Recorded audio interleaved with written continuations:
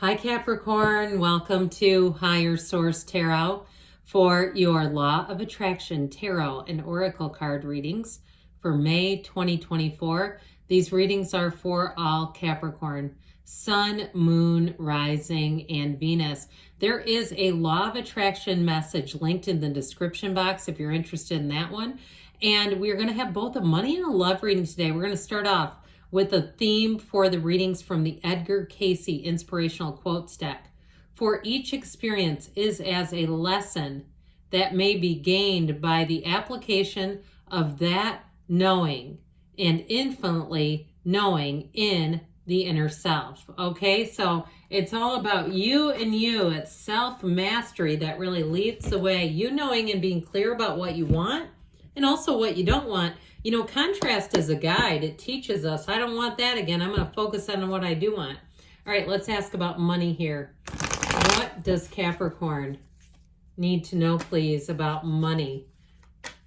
What advice do you have for Capricorn to attract financial abundance and prosperity? All right, 4-card reading followed up with an oracle card as well. You've got the Tower. Don't be shy. Got big changes, the 8 of Wands, and the Death card. Look, in the tarot, we embrace this bad boy. The Death card is a new beginning. You've got a change coming in that you've got to embrace.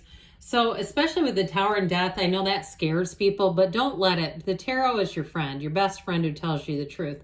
You have an ending here. You also, too, for somebody, if you took a little hit to the armor, a little chink in the armor, that ego, okay, knocked off, if you got passed up for a promotion or a job and it really got you off the beam, you went, I don't want to work here anymore. This is ridiculous.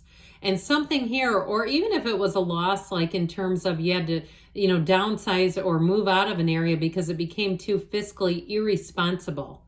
And I'm not saying you couldn't make it work, but inside it gnawed at you.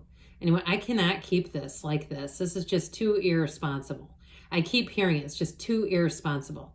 Now, you're an ambitious sign. You're oftentimes a very high achieving sign.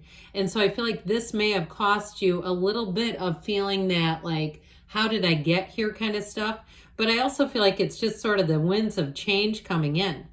Now, if you had a relationship that ended also, something here is an ending that it created a bit of a financial strain in your life, like perhaps you're paying child support, or it's just not sharing the bills and it just did one of these on you.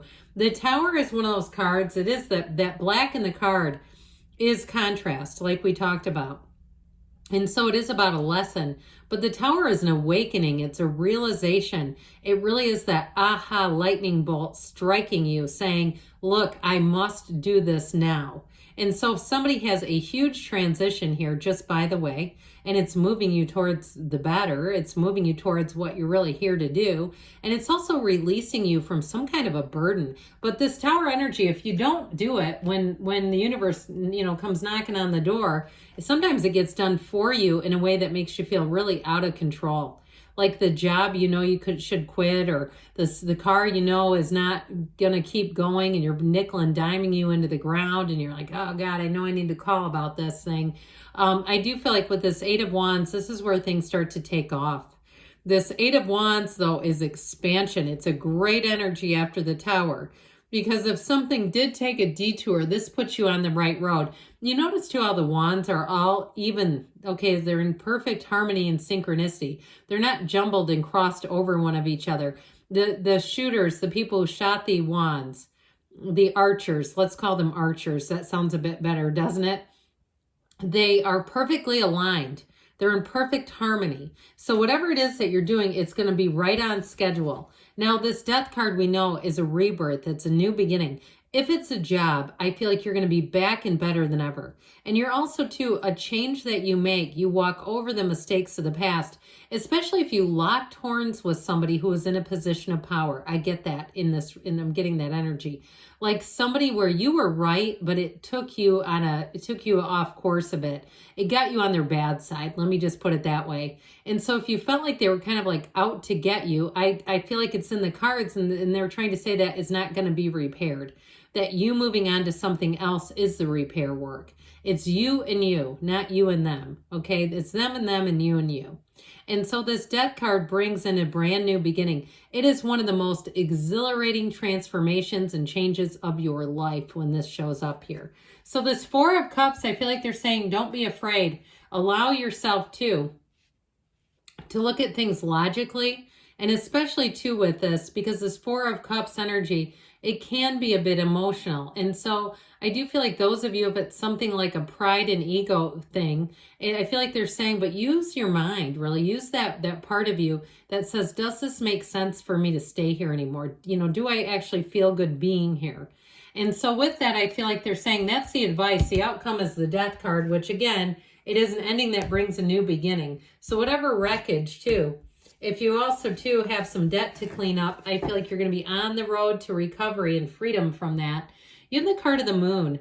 Pay attention to your intuition at this time and move ahead confidently. That is perfect for this. I'm telling you, they're trying to tell somebody it's time to move forward.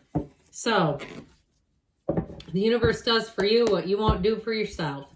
Let's ask now about love for you, Capricorn. What advice do you have for Capricorn to attract the love of their lives into their lives, please?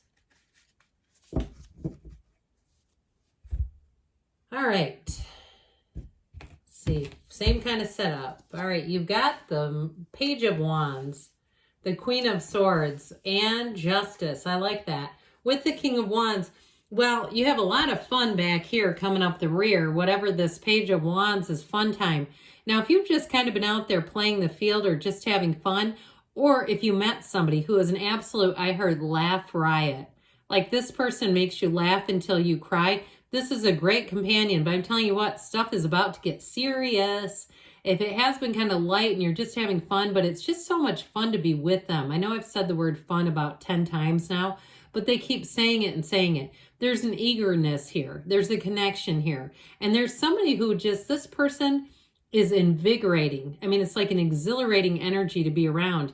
When you get around this, you can't get enough of it. And so even if you say it's not a love interest, it's just a good friend, and there's no, it's not that way.